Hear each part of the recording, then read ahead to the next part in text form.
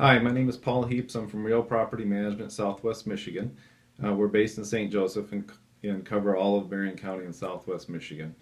Today we're going to cover what are the typical damages that can happen with tenants.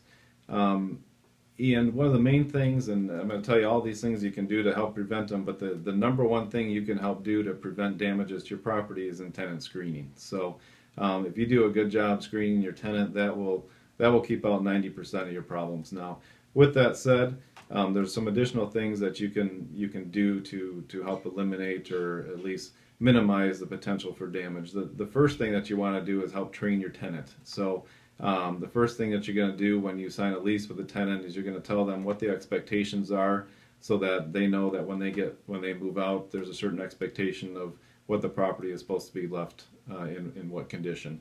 The other thing you can do is you can have semi-annual inspections. So what we typically do is most of our properties will do an inspection every 6 months. That way tenants know we're going to be coming through. There's a certain expectation of what it should look like in that type of thing. And then once a tenant gives notice and says that they're getting ready to move out, then that's the third time where you can set expectations to let them know what the property should be left in what condition when they move out. So the other thing that you can do is prepare the property. Properties that work best are properties that have wood flooring or laminate flooring, that type of thing. If there's no carpet in there, then there's no carpet in there for tenants to ruin. The other thing to think about is furnishings.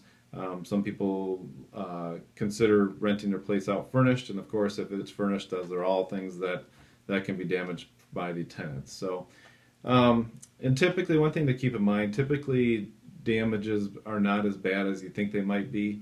And what I mean by that is typically even the worst tenants, when they move out, you might need to repaint it, you might need to recarpet the place, which aren't small things, but typically it's pretty rare that we have a tenant that actually comes in and is malicious or has holes in the walls or that type of thing. So again, all this can be prevented by good tenant screening. That's the number one thing. But then in addition to that, prepare the property properly, and also make sure that you teach your tenants what the expectations are. Again, my name is Paul Heaps. I'm from Real Property Management, and we're happy to answer any questions you might have. Feel free to contact us.